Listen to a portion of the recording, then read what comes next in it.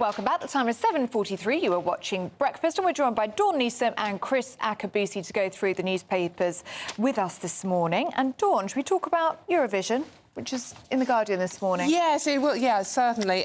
This is Britain's Eurovision competitor. It's the Saturday night, isn't it? It's in May in Malmo in Sweden. No. Oh, right. I think, okay. yep. So, obviously I'm an expert on Eurovision. But, I mean, Ollie is in with a chance of winning. It's actually quite a good tune for Really? once. Is he?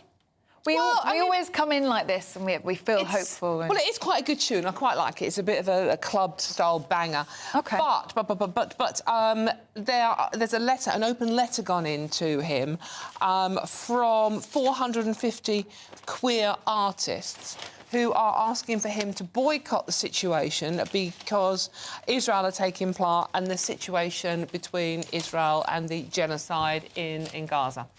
And he has quite rightly responded that music should be a unifying thing rather than a dividing thing, and we should be, you know, me pulling out is not going to make a blind bit of difference to what Israel are doing, so we should all be concentrating on working together to solve this situation, but Eurovision isn't the vehicle to do it. Well, it's meant to be non-political, isn't it?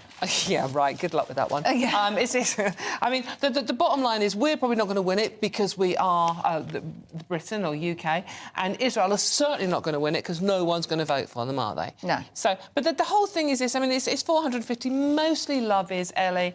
I don't even understand what queer means anymore. I understand the old thing that everyone can be queer these days, and they are. And I just would like you, right? OK, to go and try be queers for Palestine in Palestine. Yeah. See how far you get. And why don't we have queers against Hamas, who started this back in the day by going into Israel and, as we know, raping and murdering, and there are still 150 hostages? Well, I sort of feel if he doesn't go into this, Chris, he loses, but no one else seems to lose. I would think, if he doesn't enter. Sorry, I was just blanked. I'll get him ready for the next story. We're talking about Eurovision and if it should be... Yeah, look, I think what was said is this, just like in sport and politics don't mix, music and politics don't mix. You know, war that's going on in Gaza is awful, but it's got nothing to do with these guys singing on stage. So off you go, do your bit, and let's hope someone votes for us. No, look, what is going on in Palestine is horrific. It needs to stop. I mean, it is just awful. So many people losing their lives. No one's arguing against that. No one's saying that that's a good thing. But will Ollie Alexander not taking part in the Eurovision make any difference? No.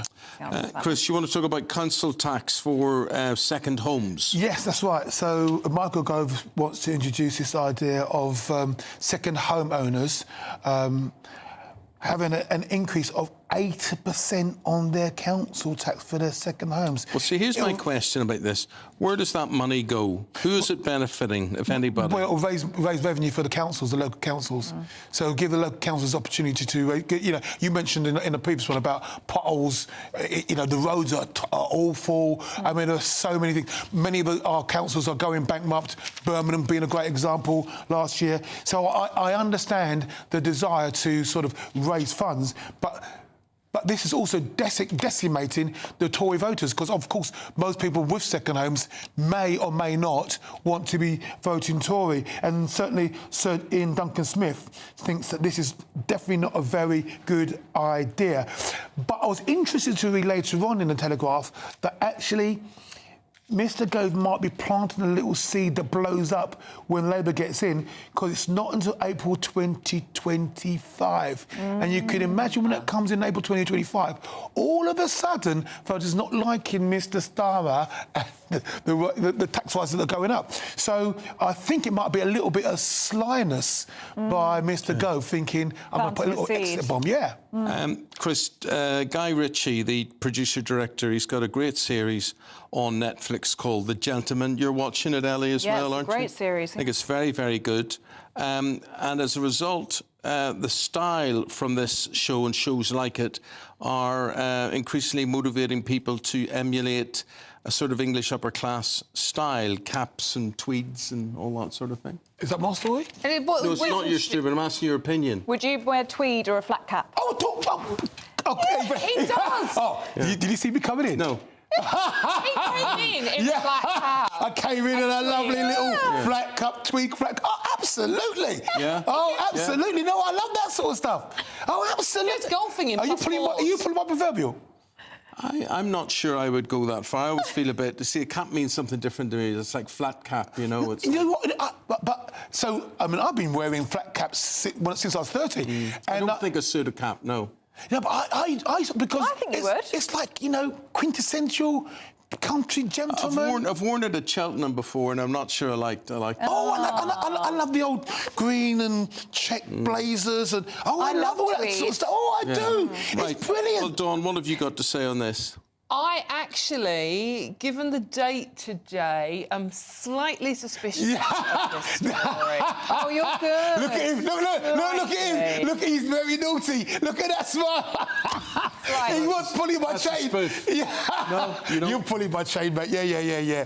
I was going with you, though. I was going with you. I love the idea. I mean, you've lost me. Is this an April Fool? Of course it's an April Fool, mate. Yeah, of course it's an April Fool. I don't know, but, you know, I edited newspapers for a very long time, and it feels like the kind of April Fool The Guardian would do.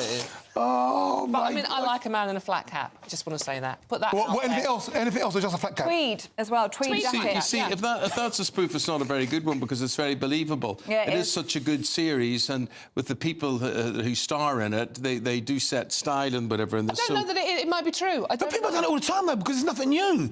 I mean, people have done it all the time. A lot of black guys have worn flat caps and stuff, you know. It's like rocking the reggae scene. Yeah. It's heritage checks and tweed, sharp tailoring and expensive watches, Chris. Yeah, absolutely. Look at you. Just described how Chris came in. Oh, It's basically Chris. that's right. That's what I thought. Yeah, you pulling my chain because I just walked in like that. No. Oh dear. Dawn, this one's caught my eye. National Trust has secretly made all of their scones, depends how you pronounce that, vegan. I'm going to prefix pretty much every story. Do you reckon on this here. is an April Fool? Well, yeah, it could be. I don't know. But this is page 3 of the Daily Mail, and the headline says it's no joke.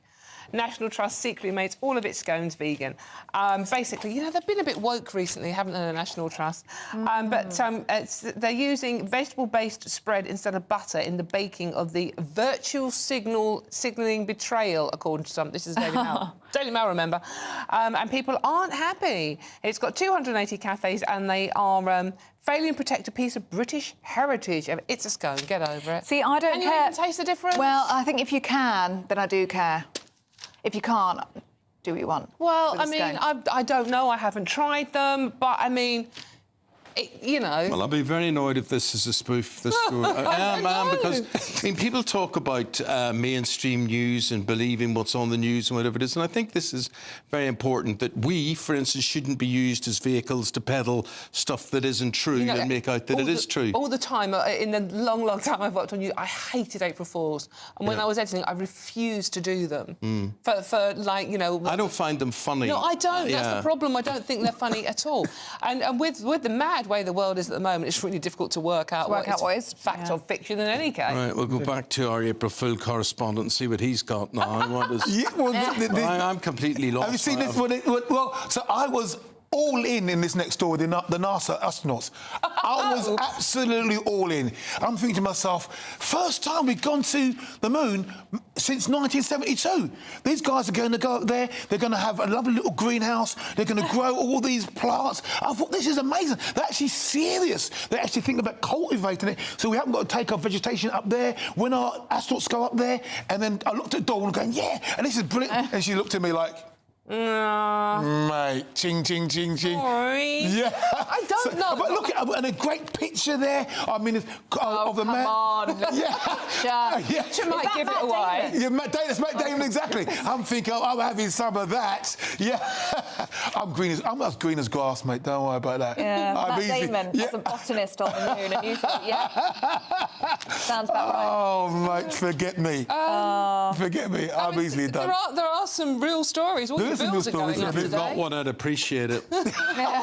All your bills are going up today, especially your water bill, because the water companies are doing so well, aren't they? Yeah. I mean, the story at the weekend was at Thames Water, who are the worst polluters of our rivers and our natural waterways. We're considering putting the bills up 40%. Otherwise, they're going to go bankrupt. So it's the start of the new financial year, and that's why so many of our bills are going up. But the water companies are the one that's really going to get everyone today. Because even the boat race at the weekend, what were we talking about? Yeah, watched both those boat races. And it's E. coli in the water, and one of the crew members was talking about how they were ill as a result of that'd be Oxford, the losing team. Yeah. They all had tummy aches. Yeah, but that's embarrassing. That's a serious story. Yeah, it's horrible. It really is horrible. But, you know, a suggestion for the water companies is stop paying people bonuses and handing out dividends, etc., etc. Concentrate on fixing the problem. Yeah, that's invest in our waterways. Yeah, that's why the water bills are going up so much, because we need to invest in it. Well, stop paying yourself so much money. Wow. OK, Dawn, thanks very much indeed. Chris, thank you very much indeed. Cheers. Maybe just next time he's come back, we'll just do stories that are true. Yes, sir. Oh, my God. It's so hard, though. That's a challenge. Today. Yeah. Okay. It's the day for it, I'm afraid. Let us know your thoughts on any of those stories we're talking about today, especially the waterways and Thames Water. gbnews@gbnews.com.